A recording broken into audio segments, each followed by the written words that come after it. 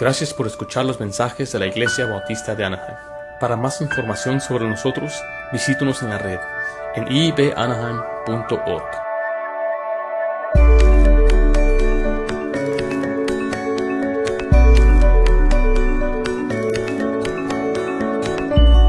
Un pasaje muy poderoso que podemos leer allí en el versículo 15, donde dice: para que si tardo sepas cómo debes conducirte en la casa de Dios.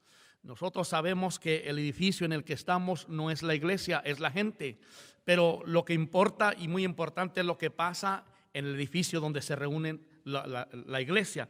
Es la casa de Dios. Y el Señor lo menciona así, hablando acerca del lugar donde nos reunimos, como que es la casa del Dios viviente y es el baluarte de la verdad. Por eso la iglesia, hermano, debe de ser una cosa muy respetada. También debe de ser un lugar donde todos nosotros prestamos atención, donde no nos comportamos como si estuviésemos en cualquier lugar público.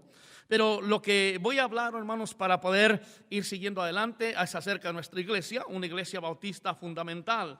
Y nada más para poder repasar un poquito, la palabra iglesia quiere decir una asamblea llamada del mundo aparte, con el propósito de glorificar a Dios. O sea que la iglesia es sacada de miembros del mundo para que ponerlos con un trabajo específico de glorificar el nombre de Cristo. Ahora, la palabra bautista es la herencia que tenemos como la línea que se ha conservado por los principios de la Biblia desde que es el Nuevo Testamento. Los bautistas nunca fueron protestantes.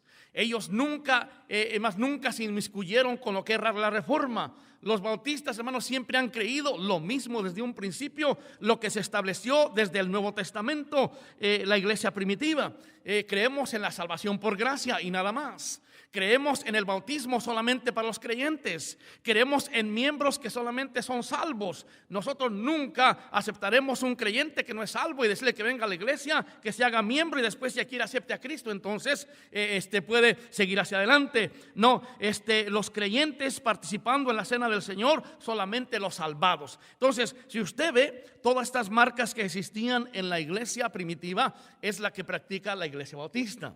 Pero yo quiero hablarles acerca de lo que es la palabra fundamental, para que nosotros entendamos y veamos que es una iglesia bautista fundamental. Porque hay muchas iglesias bautistas, pero una iglesia bautista fundamental.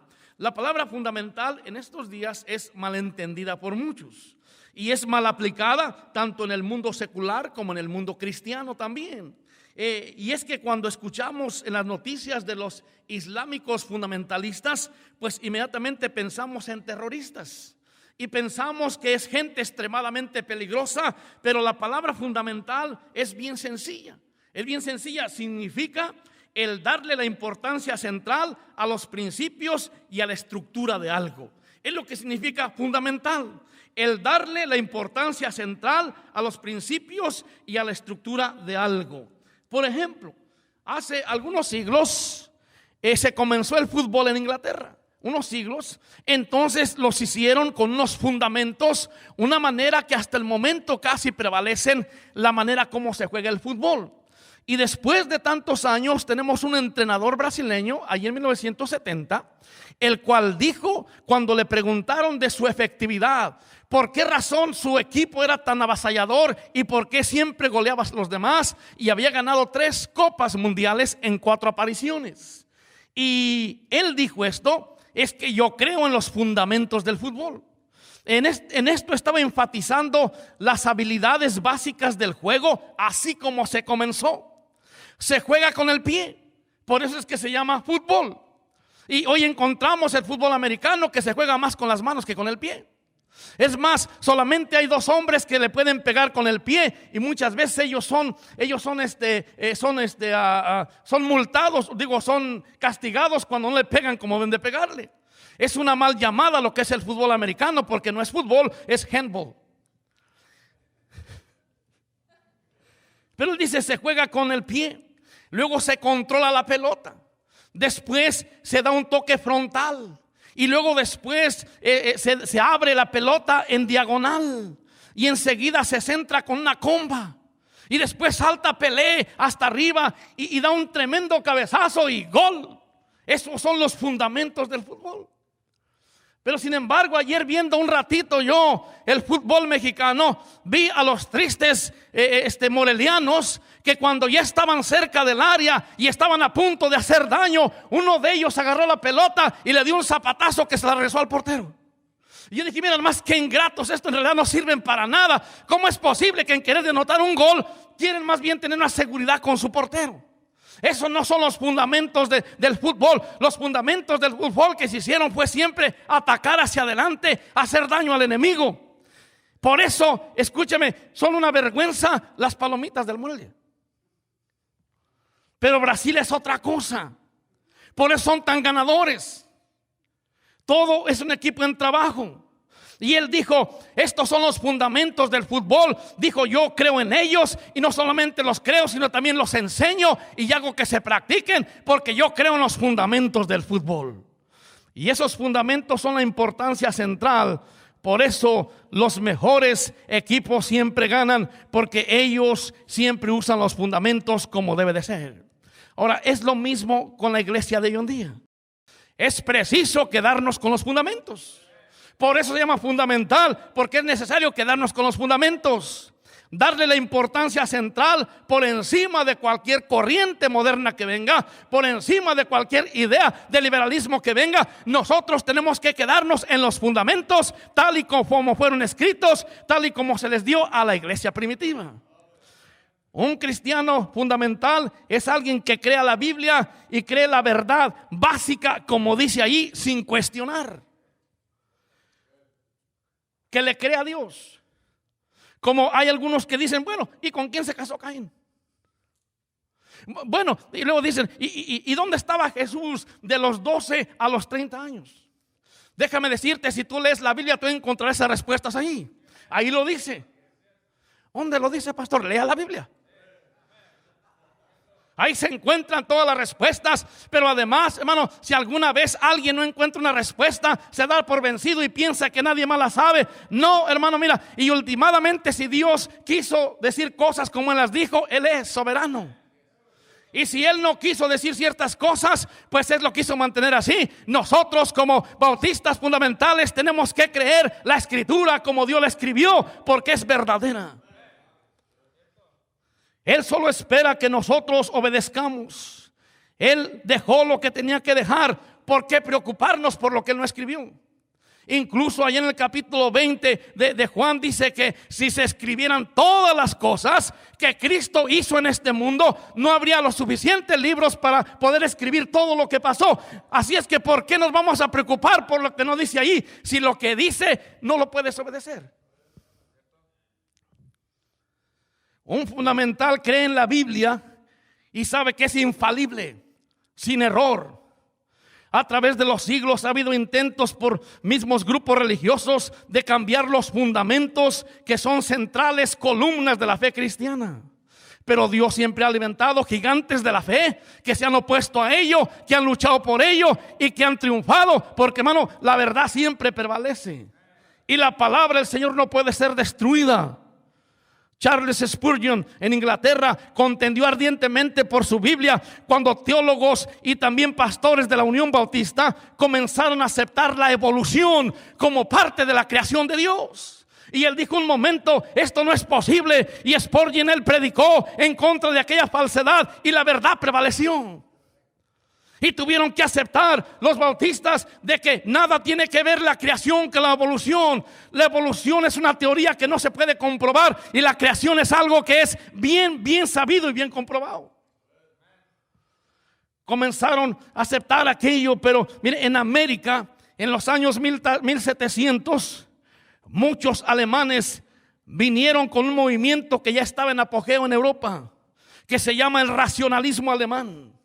Y esto era casar el racionalismo secular con la enseñanza bíblica. No se puede. No se puede, porque esto tenía el propósito de remover lo divino y lo milagroso de la Biblia. ¿Tú te imaginas quitar lo divino y lo milagroso de la Biblia? Como que Lázaro no resucitó, como que Jonás como que entró a la panza de una ballena, como que todo eso que el Señor Jesucristo decía y se hacía, y era quitar todo eso.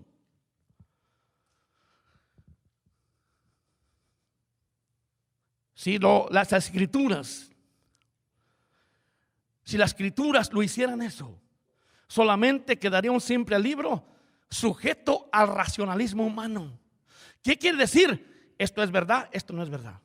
Esto sí creo, esto no creo. Esto me cae mal, entonces no es así. Entonces tendría que hacerlo racionalmente como cree la persona. Y sí habrá grupos que han abrazado este error, pero los fundamentales creemos en toda la verdad entera. Los fundamentales creemos que toda la escritura es verdadera, desde una pasta hasta la otra. Y si la Biblia dice que un pez se tragó a Jonás y estuvo 3 días en el vientre de la ballena, y si dijera la Biblia también que fue Jonás el que se comió la ballena, si dice la Biblia es verdad. Un hombre llamado William Rainey Harper, el fundador de la Universidad de Chicago, comenzó a propagar el liberalismo. Y él dijo esto: nosotros necesitamos reconocer la humanidad de Jesús y los errores de Jesús. Y necesitamos exaltar más la dignidad y la divinidad del hombre, porque al hombre lo ponen más bajo. Déjame decirte, hermano, tengo una noticia: Él es todo, nosotros no somos nada. Déjame decirte, Él es el poderoso, nosotros somos gusanos. Él es, y es lo que a la gente no le gusta entender. Piensan que son algo, nadie es nada. Están ahora como la flor de la tierra y mañana se secan. Sin embargo, la palabra permanece. Jehová es eterno, Jehová es el único Dios verdadero. ¿Por qué la gente quiere compararse con Dios? Y tantas herejías que han traído para poder destruir lo que es la verdad de la palabra de Dios. Pero un fundamental, él cree en la escritura sin andar haciendo averiguaciones. Es interesante notar que estos mismos temas liberales y estos mismos racionalismos se siguen enseñando en púlpitos y en seminarios, que más bien yo quiero decir cementerios de este día, los cuales quieren seguir a fuerzas con esos racionalismos, enseñando a la gente que tú eres una persona que puedes, que eres una persona que vales mucho, y negando las verdades fundamentales de la palabra de Dios. Ahora, ¿cuáles son esas verdades bíblicas por las cuales millones de hermanos estuvieron dispuestos a dar su vida, derramaron su sangre, corrieron por la calle su sangre a causa de incluso religiosos, protestantes y católicos y toda clase de gente mundanal? ¿Cuáles son esos fundamentos que hace una iglesia fundamental? Tú dirás, pues lo que te voy a decir es sencillo.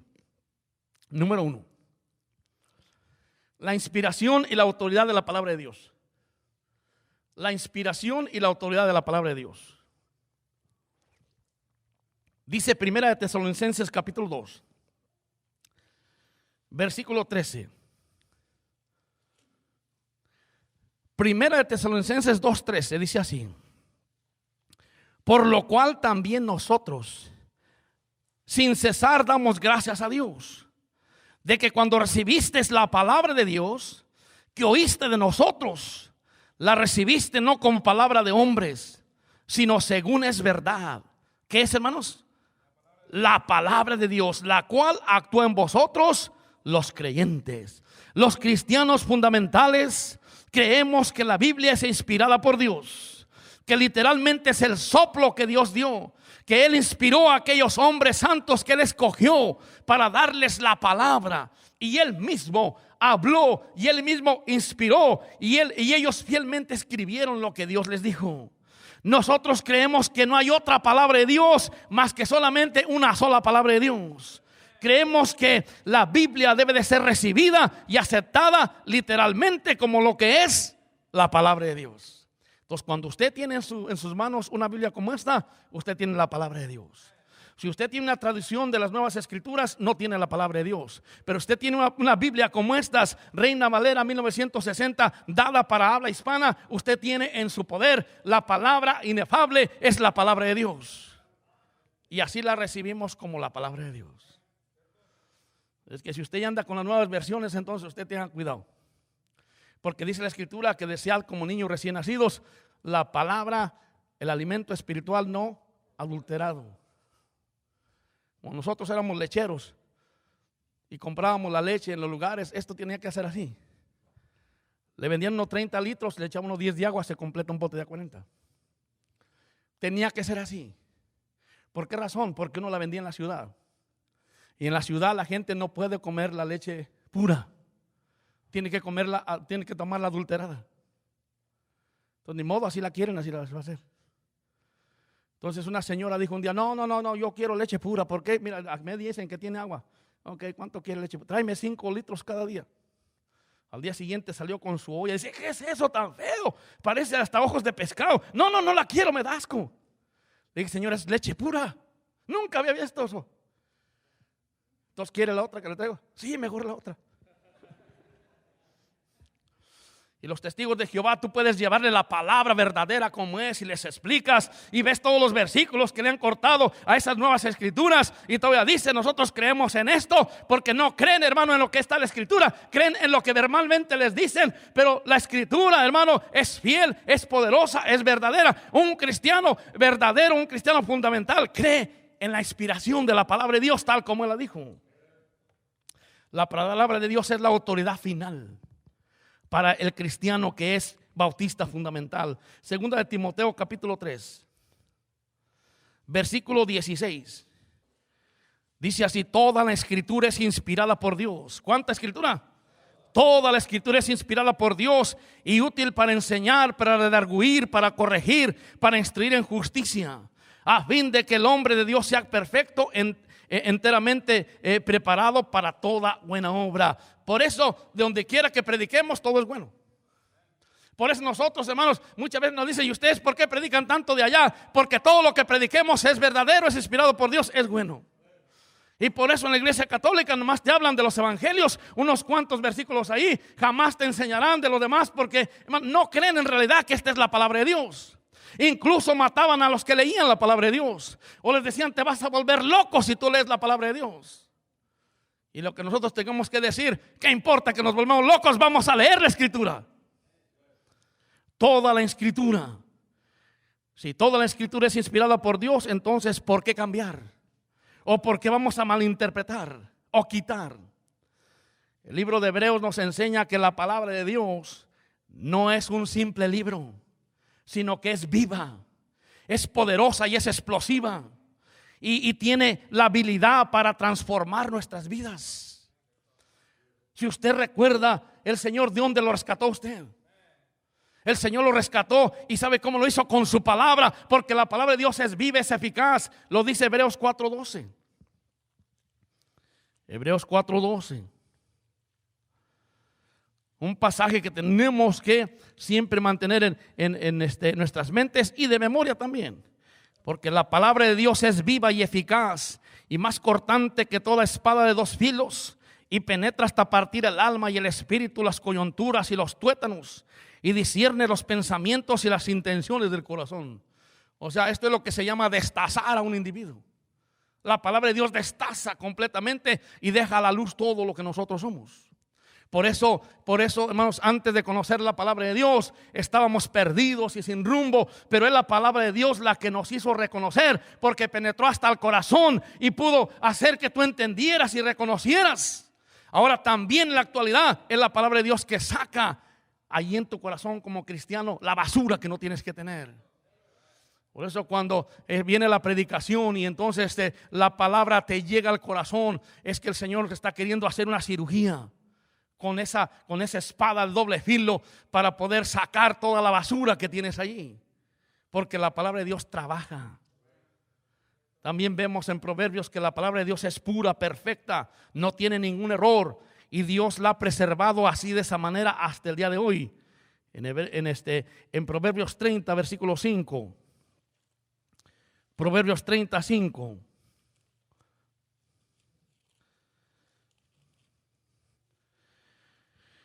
Toda palabra de Dios es limpia. Toda palabra de Dios es limpia y es escudo a los que en él esperan. Toda la palabra de Dios es limpia. Por eso es que la Biblia tiene la autoridad final, porque la palabra de Dios es limpia. Ningún libro de un pensador como Platón, Aristóteles tiene el poder de la palabra de Dios. Antes de ser cristiano me gustaba la poesía y yo leía muchos poetas e incluso yo quería ser un poeta. En realidad yo nací siendo poeta. Pero yo tenía un deseo, yo decía, yo aprendí muchas poesías y escribía muchas poesías. Algunas eran verdad, otras mentiras. Cuando fui con mi esposa, yo me había ido para Chicago. Ella se había ido a estudiar a un internado por 5 años, le iban a encerrar, pobrecita. Entonces yo cuando miré allí el lugar y yo no la miré más allá por ahí, dije, pues esto se ve bien triste. Yo me voy para Chicago. Y yo me fui. Al momento que yo me di cuenta que ya la habían dejado salir del encierro, yo dije, vamos a ver. Yo me preparé muchos poemas. Muchos me habían comprado algunos de los poemas que yo hacía para poder enamorar a sus mujeres, a sus novias. Pero dije, yo voy a irme bien preparado. Y entonces el primer día que encuentro a ella y que le digo, te veo a las 8 por la puerta de abajo. Sí. Dije yo, ¿para qué tanta poesía que hice?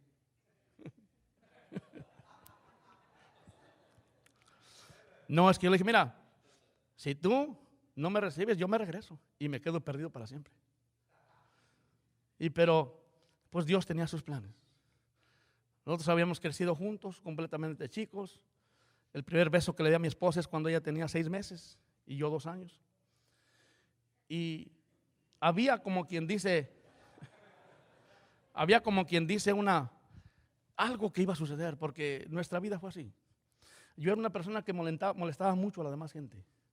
O sea, ahora que vino mi mamá dijo, no se te ha quitado. Pero yo en realidad no molesto mucho a la gente.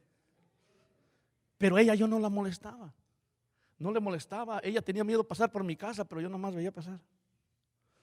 Pero cualquier otro que pasaba tenía que pagar renta. ¿Por qué, hermano? Porque a veces así uno es de molestón. Pero yo vi que a mi esposa, yo sentí yo mismo, no la molestaba.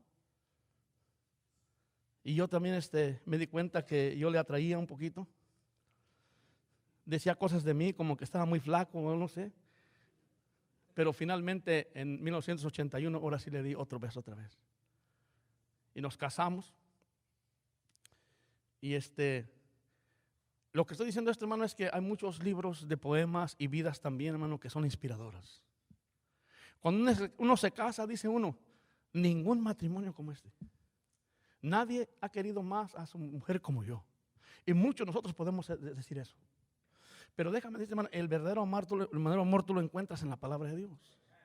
Es allí donde nosotros podemos ver que esta palabra inspirada, esta palabra es limpia, y nosotros quizás con el tiempo podamos perder, y no debiera ser así, pero debemos de seguir siempre con ese amor. Pero el amor que nunca va a cambiar va a ser el que el Señor Jesucristo dio en la cruz del Calvario, porque su palabra es limpia, es perfecta, y por eso es la autoridad final. Por eso tú ves muchos que su razonamiento no es la autoridad final. Y aún muchos cristianos, para ellos no es su autoridad final. ¿Y cómo nosotros sabemos eso? Bueno, vamos a ver cuánto lo ponen por obra, cuánto están dispuestos a obedecer la palabra de Dios, cuánto la obedecemos. Cuando nosotros decimos que la palabra de Dios es la autoridad final, debemos de obedecerla. Pero cuántos cristianos se les enseña, se les predica y hacen lo contrario. Yo he dicho muchas veces en la iglesia, hermano, escúcheme, hay un pastor, hay mucha gente que va a la iglesia, pero ese pastor no es pastor de todos. Porque muchas veces cuando el pastor les aconseja algo, en lugar de hacer lo que le dice el pastor, hace lo contrario. Por eso decimos que la palabra del Señor es autoridad final, pero ¿para quién es la autoridad final? Debe de ser para todos. Y así escogemos lo que nos conviene. Esto sí me gusta, esto no. Este es un fundamento muy importante, hermanos. El que nosotros creamos que la palabra de Dios es inspirada por el Señor, que tengo que obedecer lo que Dios dice, aunque a veces no me gusta. Te van a acusar quizás de exagerado, pero tú tienes que obedecer la palabra de Dios. Esa es la diferencia entre un cristiano que es fundamental en obedecer la palabra de Dios. En segundo lugar, vemos el nacimiento virginal. Un cristiano bíblico fundamental cree que Jesucristo nació de una virgen. Dice ahí Isaías 7:14. Isaías 7:14.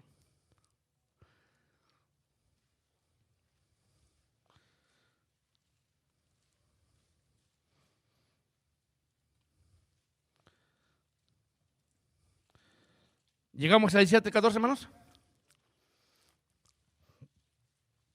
Es un pasaje muy central, muy importante. Cuando el tiempo de Navidad lo decimos, lo recitamos. Dice así el 7:14: por tanto el Señor mismo os dará señal. He aquí que la Virgen concebirá y dará a luz un hijo y llamará su nombre Emmanuel.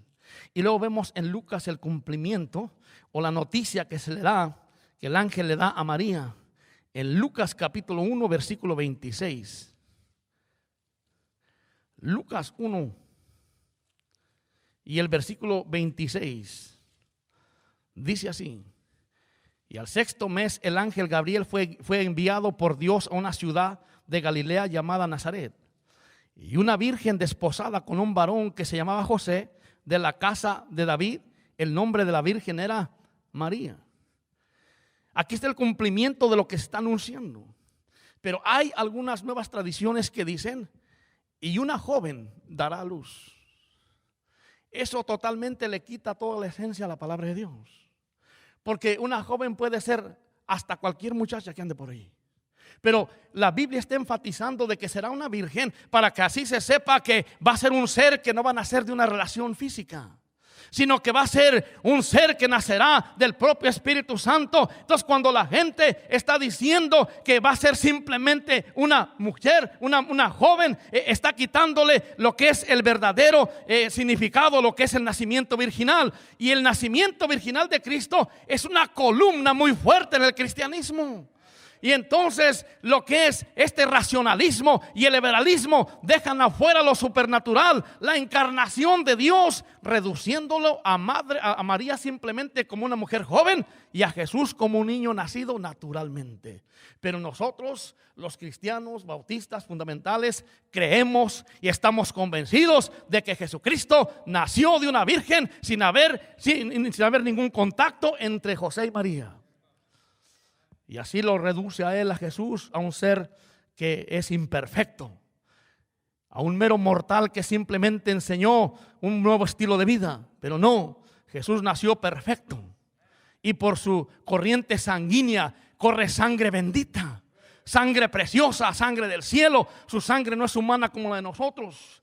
Y este puro nacimiento virginal de Cristo nos lleva al siguiente fundamento: que Él pagó completo con su sangre nuestros pecados. La sangre de Cristo pagó por completo los pecados de toda la humanidad. Hay muchos que enseñan que fue un pago parcial. Y en otras palabras dicen que Cristo pagó por sus pecados, pero eso no fue suficiente. Tengo que hacer mi parte. Tú has encontrado personas que dicen: ya acepté a Cristo, pero solamente por eso. O gente que dice: no, pero tú tienes que esforzarte. No, la sangre de Cristo es suficiente para pagar por todos los pecados. Un hombre que había sido miembro por mucho tiempo en una iglesia, al descubrir esta verdad, dijo emocionado: todos estos años yo siempre pensé que era 50 y 50. Pensé que 50% Cristo y 50% yo.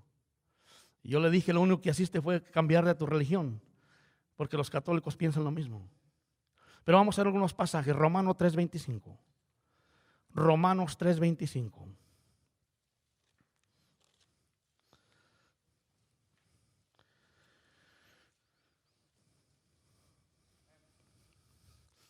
A quien Dios puso como propiciación por medio de la fe, ¿en qué? En su sangre, para manifestar su justicia, a causa de haber pasado por alto en su paciencia los pecados pasados. Hechos 20:28. Hechos 20:28, por favor. Por tanto, mirad por vosotros y por todo el rebaño en que el Espíritu Santo os ha puesto por obispos, para apacentar la iglesia del Señor, la cual Él ganó, ¿cómo? Por su propia sangre. Hebreos 9:12. Hebreos 9:12. Denle vuelta, hermano, denle vuelta. Hebreos 9:12 dice: y no por sangre de machos cabríos ni de becerros, sino por su propia sangre, entró una vez para siempre en el lugar santísimo, habiendo obtenido eterna redención. Porque si la sangre de los toros y de los machos cabríos y las cenizas de la becerra rociadas a los inmundos santifican para la purificación de la carne, cuanto más la sangre de Cristo, el cual mediante el Espíritu eterno se ofreció a sí mismo sin mancha a Dios, limpiará vuestras conciencias de obras muertas para que sirváis al Dios vivo. Primera de Juan 1:7. Primera de Juan 1:7. Dice así el versículo 7. Pero si andamos en luz, como Él está en luz, tenemos comunión unos con otros, y la sangre de Jesucristo su Hijo nos limpia ¿de qué, hermanos? De todo pecado. Apocalipsis 1:5.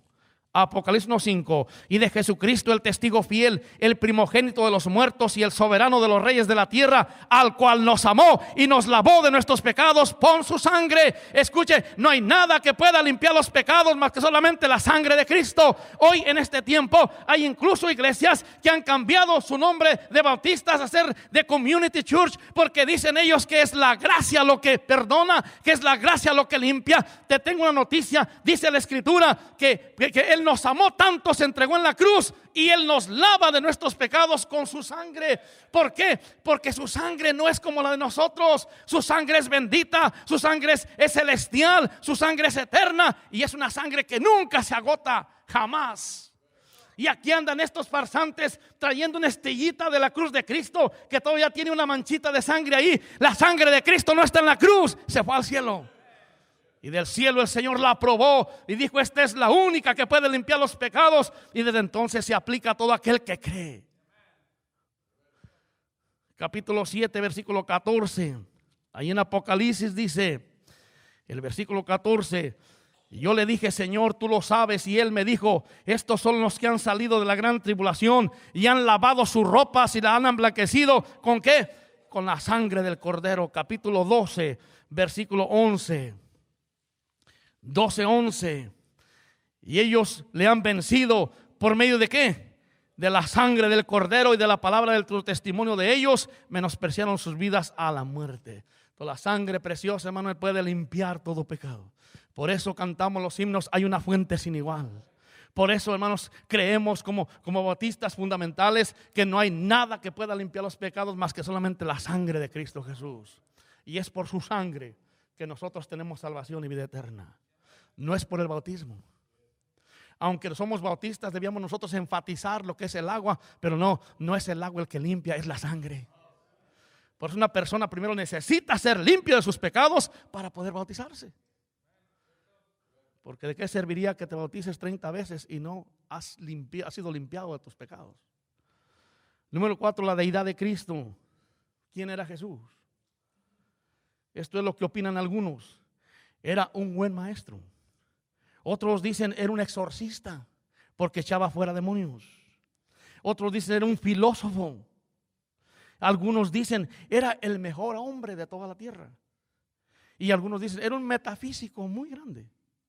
Pero ¿qué dice la Biblia que era Jesús? Tomás lo refirió de esta manera en Juan capítulo 20, versículo 28. Juan 20, 28. Nunca habían leído tanta Biblia como hoy, ¿verdad?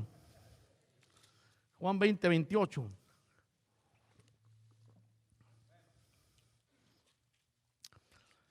Entonces Tomás respondió y le dijo: Señor mío y Dios mío. ¿Cómo lo reconoció él a Jesús?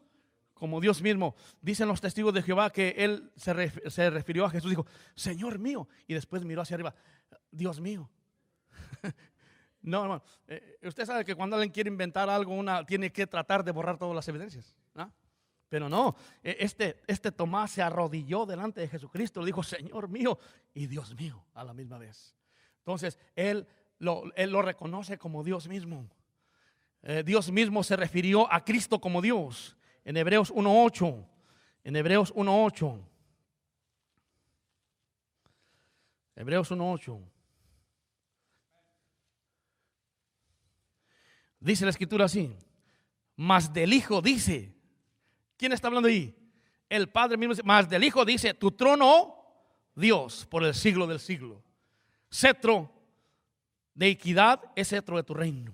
Entonces, mismo Dios Padre está reconociendo a Jesucristo como Dios. Las escrituras se refieren a Él como Dios. Primera de Timoteo 3:16, donde leímos el pasaje donde comenzamos. Primera de Timoteo 3:16.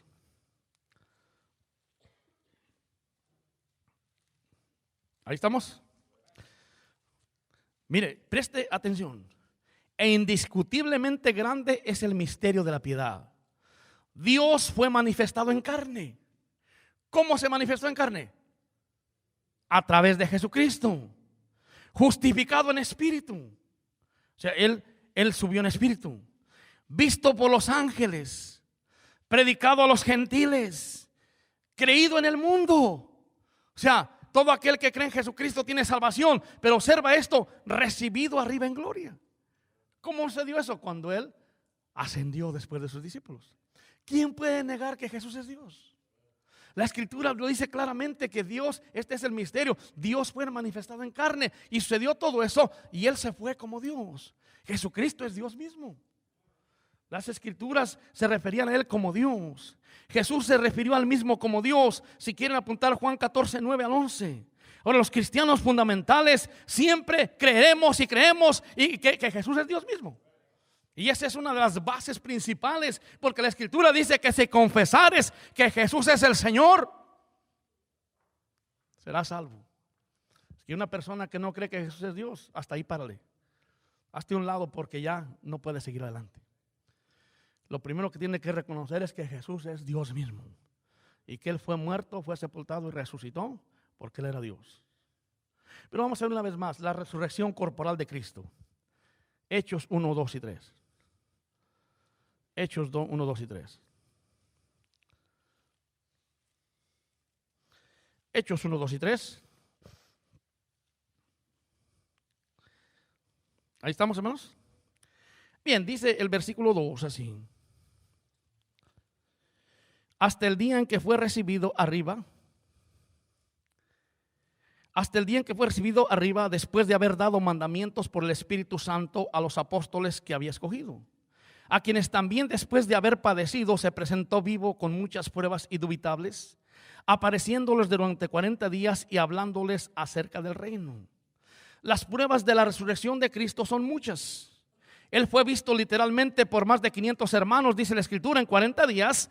Habló y comió con sus discípulos. Las autoridades religiosas y romanas trabajaron duro para poder borrar ese hecho. Pagaron a los soldados para que ellos dijeran que sus discípulos lo robaron. Otros judíos dijeron que su cuerpo se lo comió unos perros ahí en el huerto donde fue puesto. Pero hermano, Jesucristo resucitó victorioso porque Él, hermano, es Dios mismo. Y Él no necesitaba de ayuda de nada. Él no necesitaba de ninguna otra ayuda exterior, porque Jesucristo es Dios mismo. Él lo dijo que resucitaría y lo logró.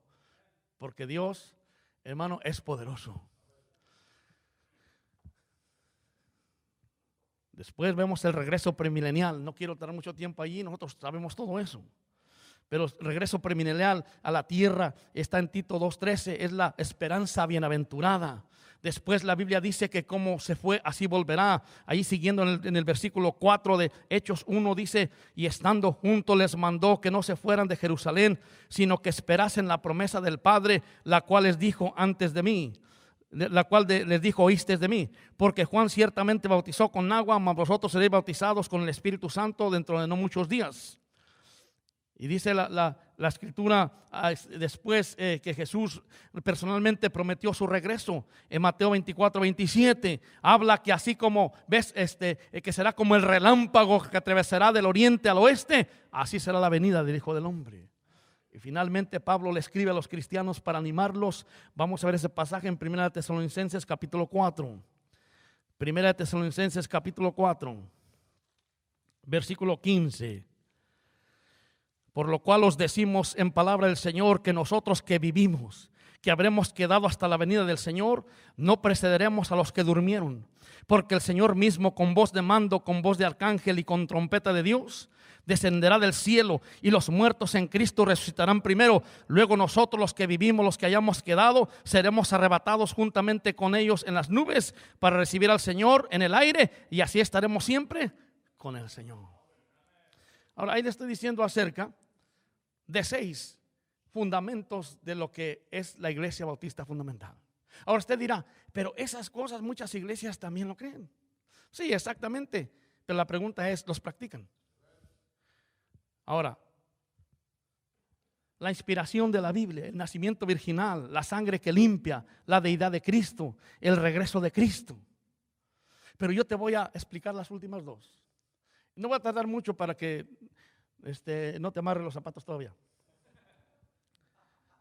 Faltan dos. Y estas dos es las que nos identifican en realidad como una iglesia fundamental. ¿Está listo? Los cristianos fundamentales creemos en alcanzar las almas perdidas, lo cual no hay otras iglesias que creen en eso. En Juan capítulo 20, observe lo que les dijo el Señor a sus discípulos antes. Para estos pentecostales piensan que el día de Pentecostés vino el Espíritu Santo. No es eso. Si leen la Biblia estarían convencidos de lo que es la verdad. Dice Juan 20, 21. Entonces Jesús les dijo otra vez: paz a vosotros. Como me envió el Padre, así también yo os envío. ¿Cómo lo envió el Padre? ¿Para qué lo envió? Para buscar y salvar lo que se había perdido. Dice, y habiendo dicho esto, sopló y les dijo: recibid el Espíritu Santo. Aquí en estos momentos los discípulos estaban recibiendo el Espíritu Santo. Pero aquí después leemos en Hechos 1:8, donde viene el empoderamiento del Espíritu Santo. Hechos 1:8 dice así la Escritura: pero recibiréis poder cuando haya venido sobre vosotros el Espíritu Santo, que no se los dio en el capítulo 20 de Juan. Aquí lo que está diciendo, mira, dice: y me seréis testigos en Jerusalén, en toda Judea, en Samaria y hasta lo último de la tierra. El mandato que el Señor dio a los cristianos no se los dio a los testigos mal llamados de Jehová, se los dio a los cristianos salvos, aquellos que tienen vida eterna. Y está diciendo, hermanos, que nos dio el Espíritu Santo y es el que nos empodera para poder predicar el Evangelio. En la llenura del Espíritu Santo no es para hablar jeringonzas, no es para azotarse de cabeza en la pared, es para hablar con denuedo el mensaje de salvación y la gente pueda entender la salvación del Señor Jesucristo. El Señor ha empoderado a su iglesia para que sea la portadora de buenas nuevas de salvación. Y Jesús dijo: la mies es mucha y los obreros pocos. Entonces déjame decirte claramente, la razón que nosotros vamos a ganar almas es porque la gente sea salva, pero también queremos que haya más obreros. Y queremos nosotros comunicar que el Señor le necesita. Y no hay otra manera como nosotros podemos tener más obreros más que solamente ganar a los que son perdidos. No podemos hacerlo con robarle ovejas a otra iglesia. No podemos hacerlo con invitar cristianos a la iglesia. Lo vamos a hacer con ganar a aquellos que no conocen a Jesucristo, para que ellos sean obreros de la mies. El esfuerzo que la iglesia hace es por ver almas rescatadas del infierno. Por eso Él necesita más obreros. Y la oración de cada miembro de la iglesia debe de ser por más obreros, para alcanzar más almas, para que haya más obreros, para alcanzar más almas. Eso es todo. El Señor nos salvó con un propósito. Él nos salvó no solamente para llevarnos al cielo, nos salvó para que mientras nos vayamos al cielo seamos ganadores de almas. Entonces, aquí está una de las identificaciones de lo que es la iglesia bautista fundamental. Y si tú ves una iglesia que quizá tiene su letrero ahí, que es bautista y es bíblica y es rajatabla, pero no está predicando el evangelio, no es una iglesia fundamental. Porque uno de los fundamentos principales es alcanzar a los perdidos. Y esta es la diferencia: el poner en práctica el propósito de Dios. Hay un letrero que vi yo el otro día que dice así: los adoradores, no los espectadores, son los que agradan a Dios. Pues yo te voy a decir, los predicadores son los que agradan a Dios. Porque últimamente adorar a Dios quiere decir obedecerle a Él. Pero la gente piensa que adorar a Dios es levantar sus manos y cerrar los ojos y tener un momento ahí. Ay, qué bueno, qué bien me siento. Sigan tocando la música. Sigan. No paren. No, adorar a Dios quiere decir obedecerle. Entonces, si le vamos a obedecer, vamos a ser ganadores de almas. en la otra, que puede ser la 7 o la 8, creo que la 8, vamos terminando. ¿Por qué nosotros somos cristianos bautistas fundamentales? Porque somos cristianos viviendo vidas separadas de prácticas mundanas y de iglesias no espirituales. Segunda de Corintios capítulo 6. Segunda de Corintios capítulo 6.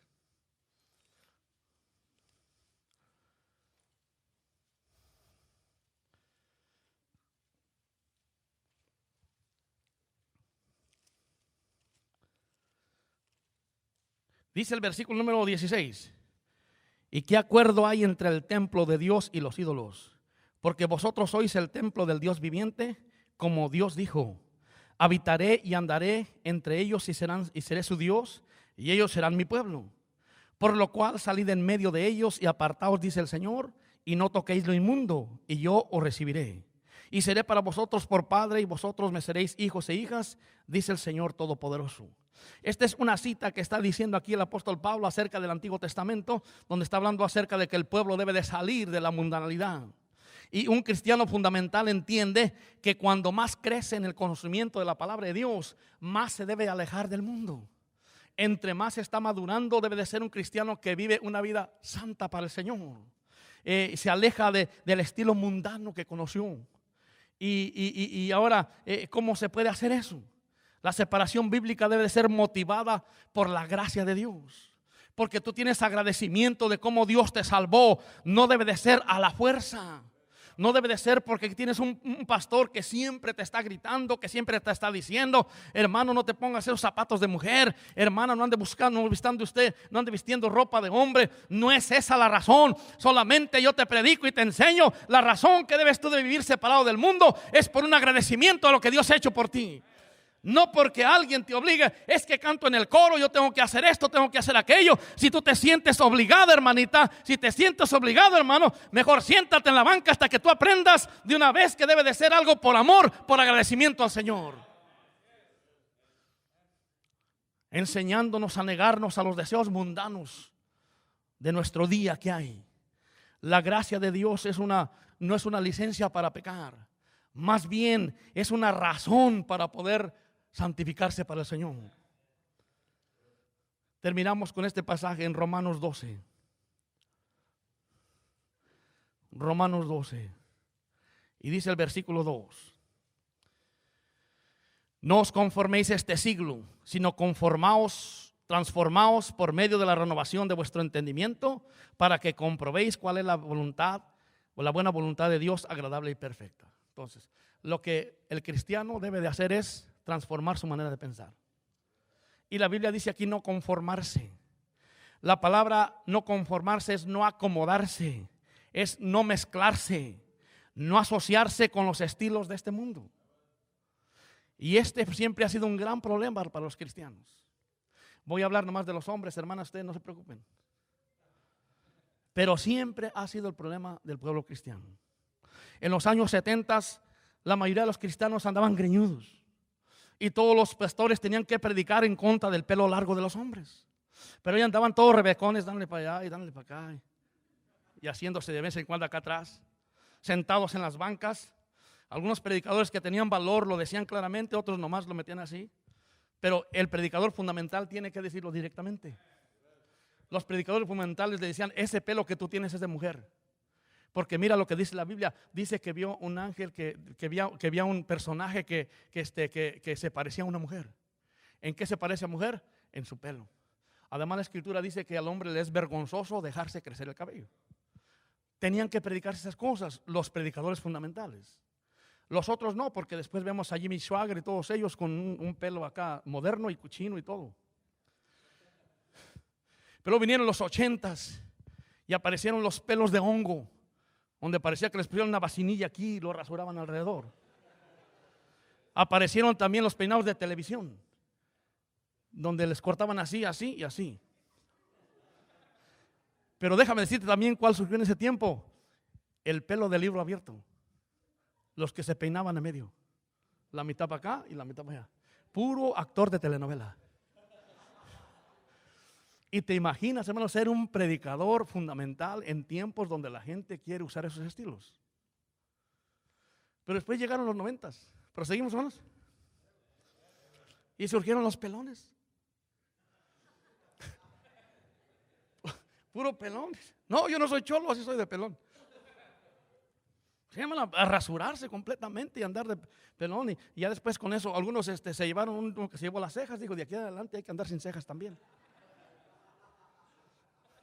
Y estoy hablando de cristianos, hermano, que dicen que son cristianos. Y cuando esto está hablando acerca de no conformarse a esa clase de modas. Después llegaron en los 2000s, llegó el buen pelo. Buen pelo, bien alineado, hasta con la raya aquí, que hasta unos hasta se metían navaja, para que se les note el partido que llevan aquí. Bien alineado, en los 2000. Pero luego llegamos al 2010 y surgió una moda que es la moda de la barba. Es la moda de la barba. Entonces, muchos dicen, no es la barba, así bien, siempre me había gustado. No es así, es una moda. Y ahí comenzaron ahora. Antes no consentían ni un pelito aquí. Hasta se lo tumbaban con tape y todo. No, ¿cómo? Eso no se ve mal. Y es que a las mujeres les gusta que uno esté limpiecito y hasta las cejas se quitaban. Ahora copiaron ya lo que es. Mira, esto de la barba va a pasar. Pero, esto es lo más triste, mira. Hay unos que tienen una barba de vil chivo. Y ahí andan con su pedazo aquí. Siquiera tuvieran una barba que se les pueda acomodar, que es tupida. Como yo no creo en las modas, yo no hago eso, pero no les mostraría lo que debe ser una barba. Pero, hermano, unos cuantos pelos hay y ya andan presumiendo sus pelos ahí, que se les cuentan en una mula reparando. Entonces dijimos aquí en el coro, bueno, está bien que usen barba los hermanos, pues tú no puedes parar eso, porque si la paramos a uno, puede tener que pararlo a todos. No, en esta iglesia no entienden ni que la barba y que la barba. Pero te tengo una noticia. Viene el siguiente. ¿Sabes cuál es el siguiente?